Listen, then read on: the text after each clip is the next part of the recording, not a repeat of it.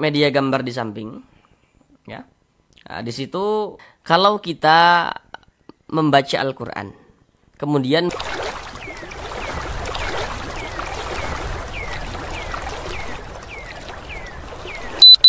Assalamualaikum warahmatullahi wabarakatuh.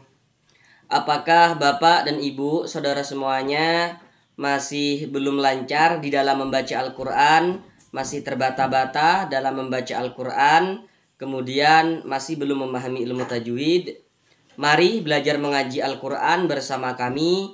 Akan kami jelaskan tajwidnya dengan pelan-pelan, sehingga dengan penjelasan tajwidnya yang pelan-pelan, semoga Bapak dan Ibu saudara semuanya dapat langsung dengan mudah dalam memahami ilmu tajwid Al-Quran. Dengan kita mempelajari ilmu tajwid, kemudian kita memahaminya, dan kita bisa terapkan dengan sendirinya ketika membaca Al-Quran, maka bagi yang belum lancar di dalam membaca Al-Quran, semoga bisa secepatnya lancar di dalam membaca Al-Qurannya. Lancar yang memahami ilmu tajwid, seperti itu. Selanjutnya kami senantiasa mendoakan semoga Bapak dan Ibu saudara semuanya senantiasa diberkahi kesehatan oleh Allah Subhanahu wa Ta'ala, dipermudah segala urusan-urusannya, dikabulkan segala hajat-hajatnya, dan semoga Bapak dan Ibu saudara semuanya senantiasa dilancarkan rezekinya oleh Allah Subhanahu wa Ta'ala, diberikan rezeki yang berlimpah ruah dan barokah, sehingga dengan rezeki yang barokah tersebut semoga dapat beribadah umroh dan haji ke tanah suci Mekah. Amin amin ya rabbal alamin. Baik, mari kita mulai belajar mengaji Al-Qur'annya. Belajar mengaji Al-Qur'an kita pada kali ini masih melanjutkan kembali pada surah Al-Baqarah ayat 282. Sekarang kita masuk pada bagian yang keempat daripada surah Al-Baqarah ayat 282 ini. Pada bagian yang keempat ini kita akan belajar dari sini, ya, dari sini sampai sini. Jadi kita belajarnya itu seperti biasa, pelan-pelan saja. Yang terpenting semoga dapat langsung bisa dipahami oleh Bapak dan Ibu saudara semuanya yang berkeinginan untuk melancarkan bacaan Al-Quran dan juga memahami tajwid dengan mudah. Sekarang marilah kita baca bersama-sama dengan pelan-pelan. Namun seperti biasa kami selalu menyarankan hendaknya bacalah terlebih dahulu surah Al-Baqarah ayat 282 tadi itu secara full. Nah, baca surah Al-Baqarah ayat 282 secara full terlebih dahulu. Kemudian karena ini yang akan kita pelajari, jadi mari kita sama-sama baca. A'udzu billahi minasy syaithanir rajim. Bismillahirrahmanirrahim. Wal yumlilil ladzi 'alaihil haqqu wal yattaqillaha rabbahu wa la yabkhas minhu syai'a. Mari sama-sama kita bahas, sama-sama kita uraikan tajwidnya dengan pelan-pelan. Yang pertama di sini wal yum. Di sini ada huruf mim sukun. Ini huruf mim. Tanda sukun itu seperti ini nih. Nah, huruf sukun itu biasa disebut juga dengan huruf mati. Nah, jadi kalau misalkan dulu Bapak dan Ibu saudara semuanya ketika belajar kemudian guru ngajinya bilang ini huruf mati itu maksudnya sama, huruf sukun dengan huruf mati itu maksudnya sama.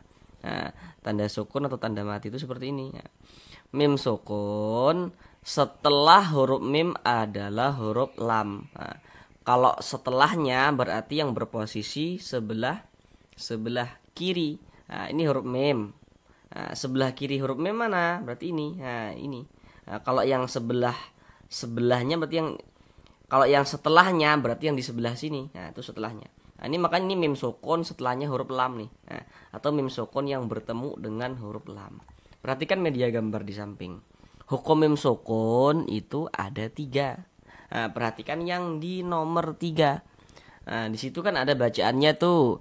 Yang nomor 3 tuh izhar syafawi. Nah, penjelasannya itu, jika ada mim sukun atau mim mati tidak bertemu dengan huruf ba, tidak bertemu dengan huruf mim, maka semua hukumnya namanya izhar syafawi. Ini mim sukun. Setelahnya di sini huruf lam, mim sukunnya tuh bertemu dengan huruf lam di sini, bukan huruf ba, bukan huruf mim. Nah, maka hukumnya adalah izhar syafawi. Jadi kalau ada huruf mim sukun bertemu dengan huruf apapun itu, mim sukun bertemu dengan huruf lam misalnya, mim sukun bertemu dengan huruf waw, dengan huruf ro, dengan huruf fa, dengan huruf qaf dan lain sebagainya, maka semua itu hukumnya adalah izhar syafawi. Terkecuali kalau ada mim sukun setelahnya atau mim sukunnya itu bertemu dengan huruf ba, baru hukumnya adalah ikhfa syafawi seperti kotak nomor 1. Yang kotak nomor 2 tuh ada mim sukun bertemu dengan huruf mim, maka hukumnya idgham mimi. Tapi kalau ada mim sukun tidak bertemu dengan huruf ba, mim sukunnya tidak bertemu dengan huruf mim, mim sukunnya itu, maka hukumnya adalah izhar syafawi. Ini mim sukun bertemu dengan huruf lam, setelahnya tuh huruf lam, setelah mim sukun huruf lam, bukan huruf ba, bukan huruf mim, maka hukumnya adalah izhar syafawi. Maka dibaca jelas, tidak berdengung, baca pendek saja. Wal yumli lilladzi. Jangan dibaca wal yum, jangan dipanjangkan begitu, jangan, salah, pendek saja. Wal yumli lilladzi. Kemudian di sini ada hukum alif lam syamsiyah. Nah, ini kan ada alif nih. Nah, kemudian di sini huruf syamsiyahnya, huruf lamnya mana begitu. Nah, perhatikan dulu media gambar di samping. Nah, huruf alif lam syamsiyah itu kan ada 14 tuh. Salah satunya adalah huruf lam. Nah, maka ini huruf syamsiyahnya ini, huruf lam ini. Nah, huruf lam yang satunya mana begitu kan, ini huruf alif. Nah, di sini kan huruf lam yang ini bertasydid nih. Huruf bertasydid itu kalau diurai maka dia ada 2 huruf. Berarti di sini ada 2 huruf nih. Ada huruf lam yang satunya lagi, baru huruf lam yang ini. Nah, tapi dia dari segi penulisannya huruf lam yang satunya itu dia tidak ditulis. Maka ini dari segi hukum dia tetap alif lam syamsiyah. Huruf syamsiyahnya ini huruf lam yang ada tanda bacanya ini. Nah, karena huruf lam merupakan salah satu huruf syamsiyah. Nah, untuk huruf syamsiyahnya itu silahkan pelan-pelan dihafal. Wal yumli lilladzi, zi dibaca panjang. Kenapa kok zi dibaca panjang? Apa tanda panjangnya zi ini apa? Begitu kan?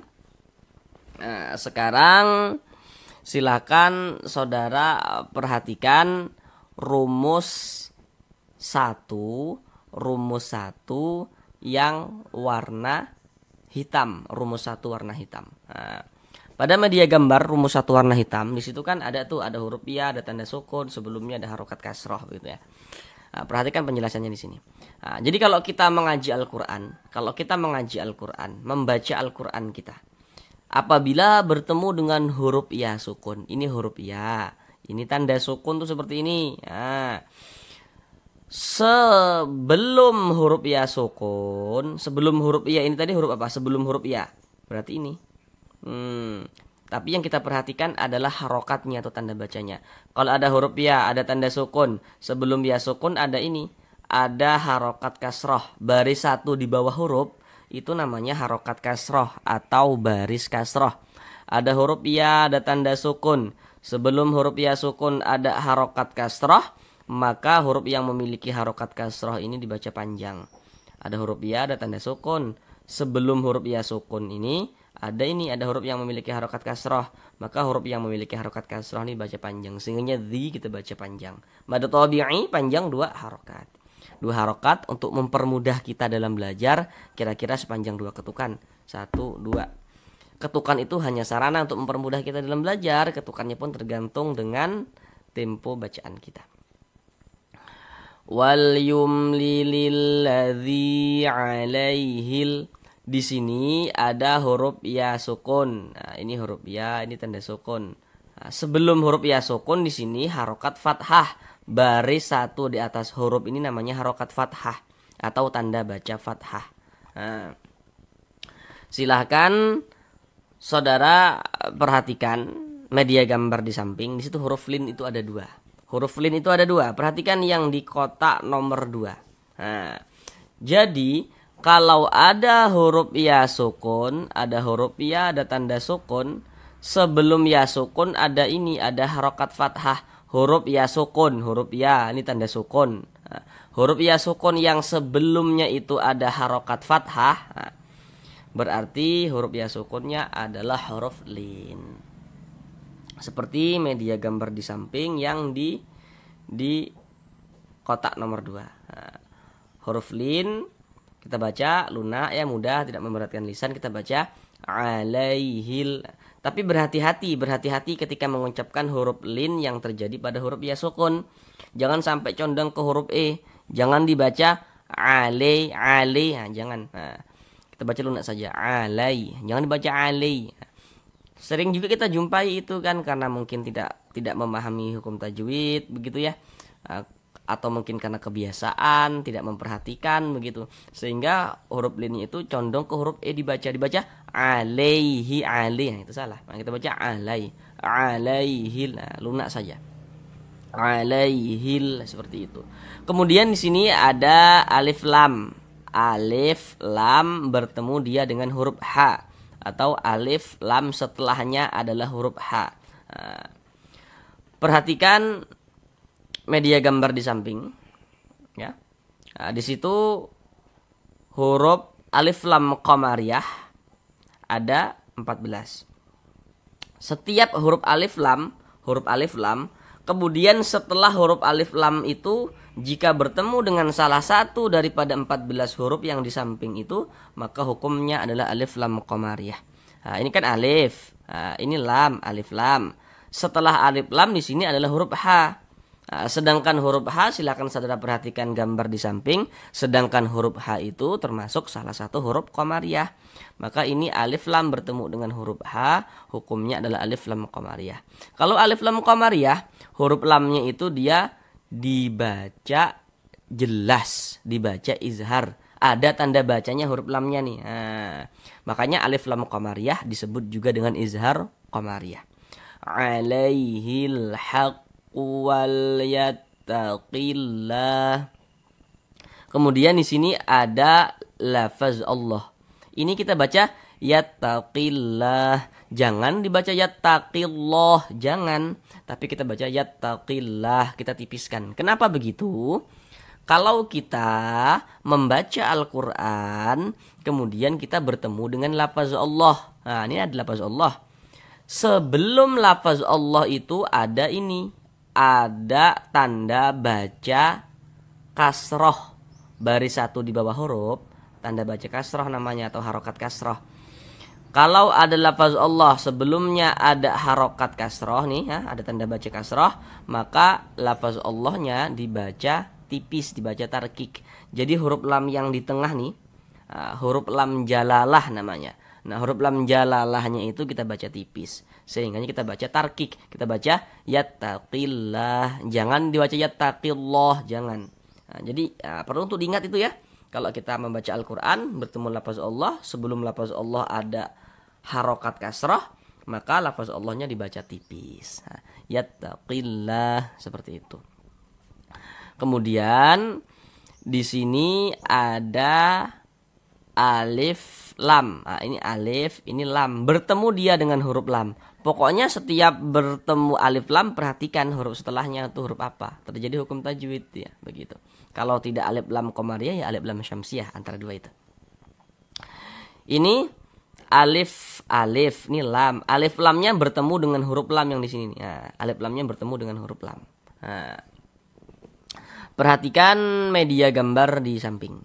Setiap huruf alif lam kalau bertemu dengan salah satu daripada 14 huruf yang di samping itu, maka hukumnya adalah alif lam syamsiyah.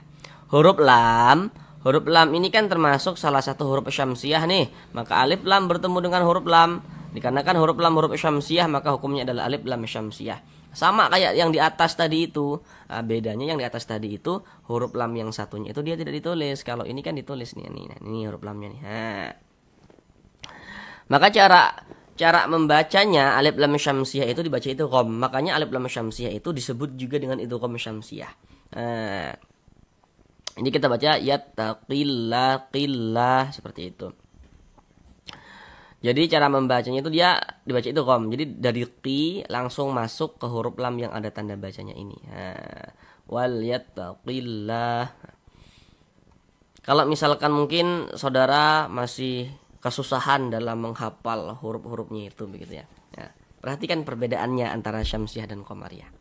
Kalau qamariyah huruf lamnya dia dibaca, ada tanda bacanya, ada tanda sukunnya. Ini qamariyah tadi di atas nih. Kalau syamsiyah lihat, dia tidak ada tanda bacanya, huruf lamnya tidak ada tanda bacanya.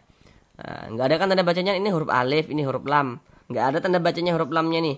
Dia langsung masuk ke huruf lam yang di sininya nih cara bacanya tuh. Nah, begitu. Wal yattaqillah. Kemudian lafaz Allah dibaca panjang. Apa tanda panjangnya lafaz Allah nih? Kenapa kok dibaca panjang? Nah, kalau kita membaca Al-Quran, nah perhatikan dulu media gambar di samping. Perhatikan rumus 3 yang warna biru tuh, perhatikan. Kalau kita membaca Al-Quran, kemudian bertemu dengan huruf yang di atasnya itu ada tanda seperti ini. Nah, ini tanda harokat fathah berdiri. Nah, berbentuk alif kecil seperti ini. Maka huruf kalau di atasnya ada tanda seperti ini, dibaca panjang. Sehingganya ini lafaz Allah kita baca panjang. Mad tabi'i panjang 2 harokat. Tapi di sini ada tambahan pengetahuan.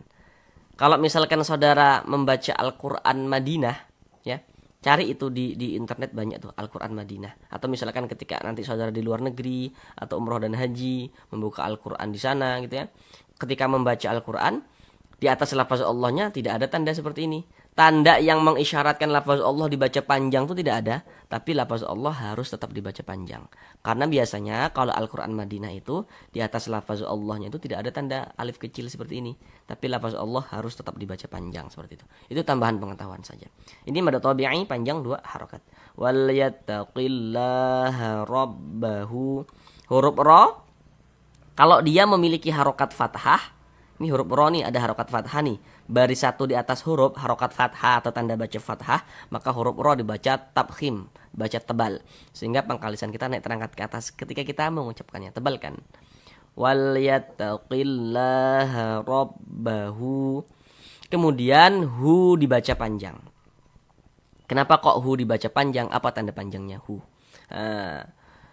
Kalau kita mengaji Al-Quran, membaca Al-Quran, bertemu dengan huruf yang di atas huruf tersebut ada tanda seperti ini.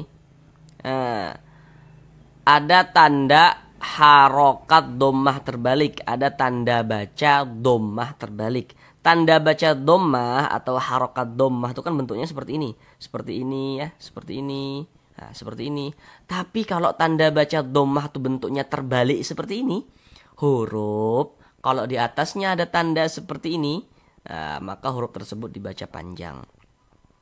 Ini hu dibaca panjang. Nah, tapi ini namanya adalah mad silah qasirah atau mad silah sugro. Nah, ini dibaca panjang.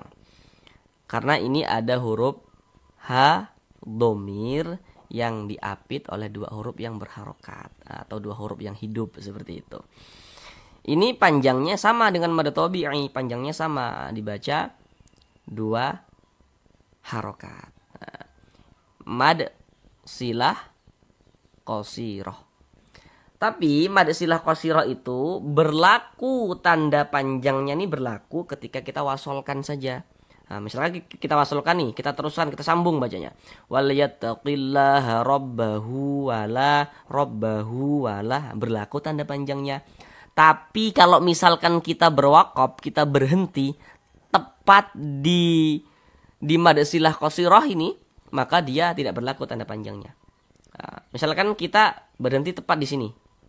Tepat di sini nih, di mad silah qasirahnya ini, nah, tidak berlaku dia, kita baca robbah begitu, tidak berlaku. Tapi kalau misalkan kita tidak berhenti di sini, baru tanda panjang ini berlaku. Robbahu wala, seperti itu. La dibaca panjang. Apa tanda panjangnya la? Kenapa kok dibaca panjang la? Perhatikan media gambar di samping, perhatikan rumus 3 warna hitam. Rumus 3 warna hitam, perhatikan. Kalau kita mengaji Al-Quran, membaca Al-Quran kita bertemu dengan huruf alif. Ini huruf alif nih. Nah, ini huruf alif nih. Tapi di sini huruf alifnya itu disambung dengan huruf lam. Namun yang menjadi perhatian kita itu bukan sambung menyambungnya, bukan. Asalkan ada huruf alif. Kalau ada huruf alif, sebelumnya ada ini, ada harokat fathah. Baris satu di atas huruf. Baris satu di atas huruf nih, harokat fathah, tanda baca fathah. Ada alif, sebelumnya ada harokat fathah, maka huruf yang memiliki harokat fathah ini dibaca panjang. Ini alif nih, yang ke samping nih, alif. Sebelumnya ada ini harokat fathah, maka huruf yang memiliki harokat fathah ini dibaca panjang. Sehingga la dibaca panjang. Mad tabi'i panjang 2 harokat. Wala yabkhas. Di sini ada huruf ba, dia sukun. Nah, perhatikan media gambar di samping. Huruf qalqalah itu ada 5. Salah satunya adalah huruf ba. Huruf-huruf qalqalah itu kalau dia mati, kalau dia sukun, pantulkan cara bacanya. Nah, ini kita pantulkan. Ini huruf ba, dia sukun kan, mati kan, ini huruf ba-nya kita pantulkan. Ya be. Nah, seperti itu.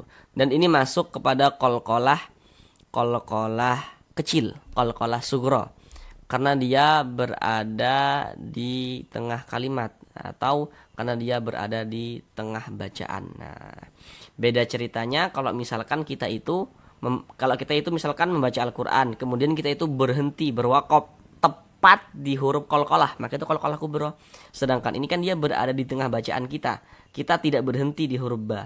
Nah, maka ini adalah qalqalah sughra atau qalqalah kecil. Yabkhas minhu syai'a. Di sini ada huruf nun sukun. Ini huruf nun, ini tanda sukun tuh seperti ini. Setelahnya adalah huruf H, atau nun sukunnya tuh bertemu dia dengan huruf H. Nah, perhatikan terlebih dahulu media gambar di samping.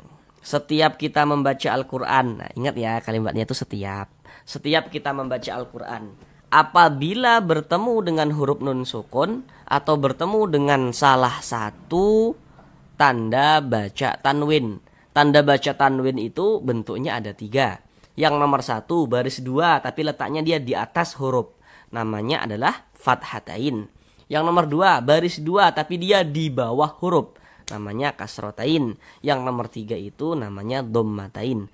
Pokoknya setiap kita membaca Al-Quran, kalau bertemu dengan huruf nun sukun atau bertemu dengan salah satu tanda baca tanwin, maka kita perhatikan setelah huruf nun sukun atau setelah tanda baca tanwin itu ada huruf apa. Nah, maka akan terjadi hukum tajwid seperti itu. Contohnya itu seperti ini. Ini nun sukun.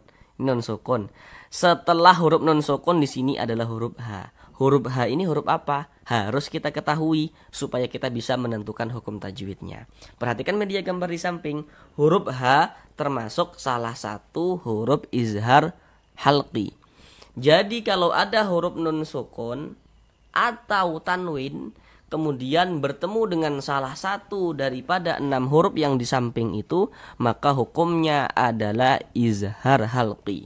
Nah, silakan huruf-huruf izharnya itu saudara hafal pelan-pelan. Maka ini nun sukun bertemu dengan huruf H, dikarenakan huruf H huruf izhar halqi, maka ini hukumnya izhar halqi. Maka cara membaca izhar itu dibaca jelas, tidak berdengung. Huruf nunnya dibaca jelas, min, atau baca jelas. Kemudian dia tidak didengungkan, baca pendek saja. Minhu syai'a. Jangan dibaca min, nah jangan, pendek saja. Minhu syai'a, seperti itu. Kemudian di sini ada huruf ya sukun, sebelumnya ada harokat fathah. Tadi sudah detail kami jelaskan di atas ini ya, sudah detail nih. Nah, ini huruf lin. Nah, penjelasannya sudah detail kami jelaskan di sini tadi. Nah, kita lanjut ke sini. Syai'a. Ini kita baca syai'a, jangan dibaca syai'an, jangan. Ini nama madnya adalah mad iwad, mad iwad. Tandanya mad iwad itu seperti ini tandanya.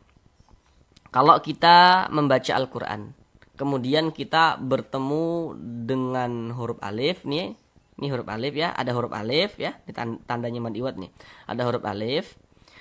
Sebelum huruf alif, nah, sebelum huruf alif berarti yang di sebelah kanan. Kalau sebelum itu di sebelah kanan berarti. Nah, sebelah kanan alif mana ini? Nah, ini sebelah kanan nih. Ada alif. Sebelum huruf alif ada huruf yang memiliki harokat fathatain. Ini baris 2 di atas huruf harokat fathatain. Kemudian kita berwakaf berhenti di huruf yang memiliki harokat fathatain tersebut, maka terjadilah mad iwad. Kami ulang. Nah, kami ulang dengan bahasa yang lebih mudah lagi. Kalau kita membaca Al-Quran bertemu dengan huruf alif nih, dengan huruf alif. Sebelum huruf alif ada huruf yang memiliki baris 2 di atas huruf. Nah, ada huruf yang memiliki tanda baca tanwin. Ada alif, ada huruf yang memiliki tanda baca tanwin di sininya. Kemudian kita berhenti di huruf yang memiliki tanda baca fathatain ini. Nah, maka terjadilah mad iwad. Nah, ingat ya, hanya terjadi pada tanda baca fathatain saja. Nah, tidak terjadi pada tanda kasrotain atau domatain, tidak terjadi di situ. Hanya terjadi pada huruf yang memiliki tanda baca fathatain saja. Nah, maka cara membacanya, tanwinnya dirubah menjadi fathah. Fathah tanwinnya itu ya, fathatainnya tuh dirubah menjadi fathah. Sehingga kita baca syai'a. Nah, dipanjangkan 2 harokat, syai'a. Jangan dibaca syai'an, jangan. Tapi dibaca syai'a, seperti itu. Kemudian di sini ada tanda waqaf, bentuknya itu dia qaf dengan lam. Nah, ini namanya adalah waqaf al-waqfu aula. Jadi maksudnya itu berwaqaf lebih utama. Jadi kalau kita menemukan tanda waqaf seperti ini, maka berwaqaf ya atau berhenti memutus bacaan untuk mengambil napas itu lebih utama. Itu lebih utama. Tapi misalnya diwasolkan bagaimana? Kalau misalkan kita tidak mau berhenti di tanda waqaf ini bagaimana? Apakah boleh? Boleh-boleh saja, tidak ada masalah. Tapi di sini keterangannya itu berwaqaf lebih utama. Maka kalau menemukan tanda waqaf dengan lam seperti ini, maka ambillah yang lebih utama. Ya, kita berwaqaf dulu, berhenti dulu, ambil napas, baru lanjutkan lagi bacanya. Seperti itu. Sekarang mari sama-sama kita ulang bersama-sama dengan pelan-pelan, dengan menerapkan apa-apa yang telah kita pelajari tadi. Wal yumlililladzi 'alaihil haqqu wal yattaqillaha rabbahu wa la yabkhas minhu syai'a. Sampai di sini pembelajaran mengaji Al-Quran kita. Sampai jumpa di pembelajaran yang selanjutnya. Assalamualaikum warahmatullahi wabarakatuh.